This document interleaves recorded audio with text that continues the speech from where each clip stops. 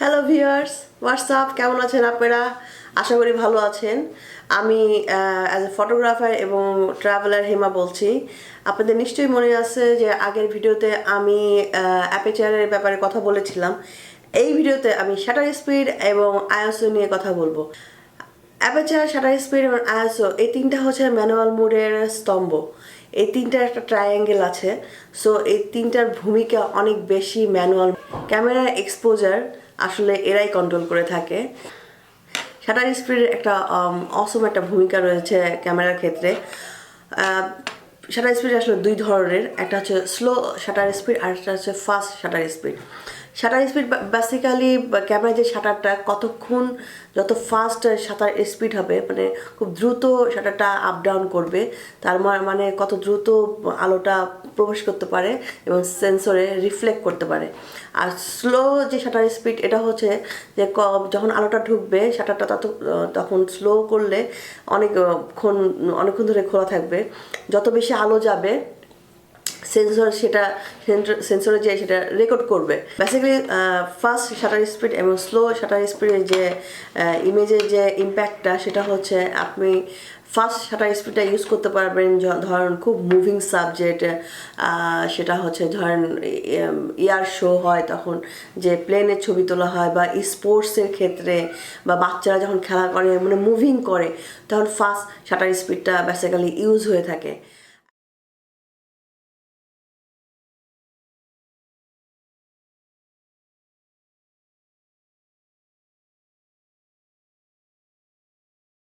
And solo shutter স্পিডটা use হয় basically, এটাকে এক কাইন্ড অফ ক্রিয়েটিভ ওয়েতেও ইউজ হয়ে থাকে। যেমন ধরেন রাতের বেলা যখন মুনের ছবি নেয় মানুষ, সেটা আসলে খুব স্লো শাটার স্পিডেই নেওয়া হয়। রাতের বেলা যখন আমরা ফটোগ্রাফি করি, তখনও আমরা শাটার স্পিড অনেকটাই স্লো করে দিই। স্লো শাটার স্পিড আরেকটা যে মেইন বিষয়, যেহেতু এটা সেকেন্ড ধরেন 1.30 বা 20 বা 10 এরকম না হয়, তার মানে হচ্ছে স্লো শাটার স্পিড হচ্ছে আপনার শাটারটা খুব স্লোলি খুলবে, স্লোলি বন্ধ হবে। তার মানে এখানে আপনি এটা বেসিক্যালি হাতে নিয়ে ইউজ করতে পারবেন না ক্যামেরা। আপনাকে যেটা ইউজ করতে হবে সেটা হচ্ছে ট্রাইপড। আপনি যদি ল্যান্ডস্কেপিং বলেন বা মুনের ছবি, একটা কথা অবশ্যই মনে রাখতে হবে, যখন আপনি ক্যামেরাতে শাটার স্পিড ইউজ করবেন এবং তার পয়েন্ট যদি 1.60 বা তার উপরে ওঠে, তাহলে ক্যামেরা হাতে ইউজ করতে পারবেন। কিন্তু যদি আপনি শাটার স্পিড কমিয়ে দেন, যেমন 1.50, 1.30 বা তারও নিচে, তাহলে আপনাকে অবশ্যই ট্রাইপড ইউজ করতে হবে। শাটার স্পিড আসলে টাইমের উপরে বেস করে কাজ করে। যেমন অনেক সময় দেখা যাবে লাইট অনেক বেশি, সেখানে অবশ্যই আপনি শাটার স্পিড বাড়িয়ে দিতে হবে। এবং যেখানে লাইট অনেক কম, বা ইনডোরে ছবি তুলতে চান, বা ব্যাড ওয়েদার ইনডোরে ছবি তুলতে চান, দেন আপনাকে অবশ্যই শাটার স্পিড কমিয়ে দিতে হবে। এতে পিকচারে যেটা হবে, লাইটের এক্সপোজটা ঠিক মতো কাজ করবে।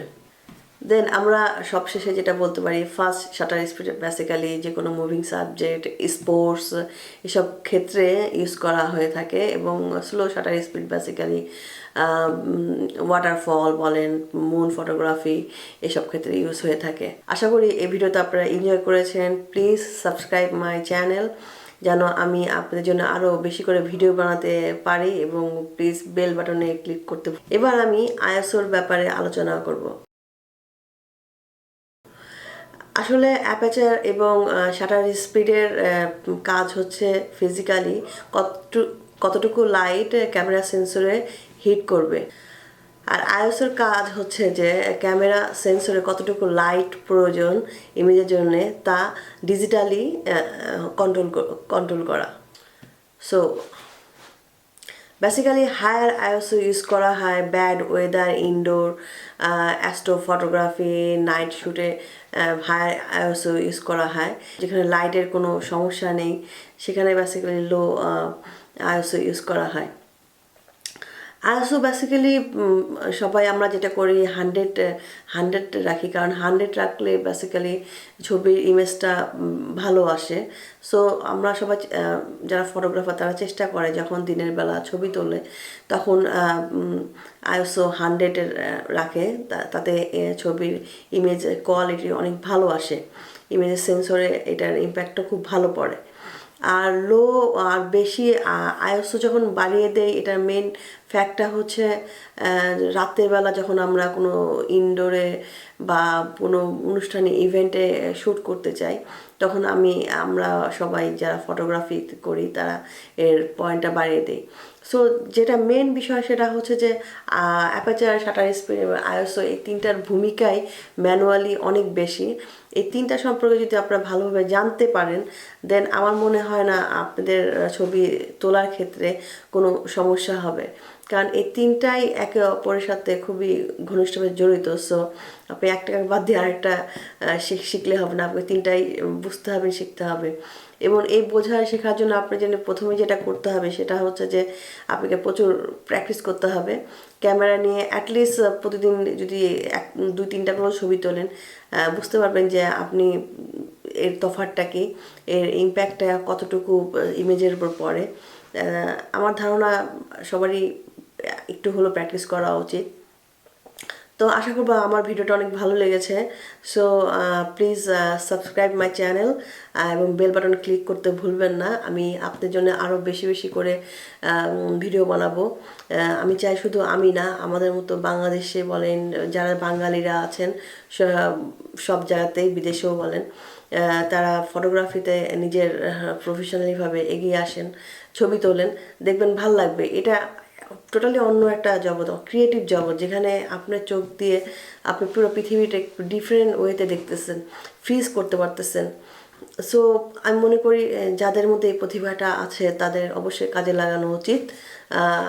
সো আজকে এই পর্যন্ত। আমার নেক্সট ভিডিওর জন্য অবশ্যই বেল বাটনে ক্লিক করবেন, তাহলে আমি যখন নেক্সট ভিডিওটা তৈরি করব তখন ওটা ক্রিং ক্রিং করে উঠবে, আই হোপ। So please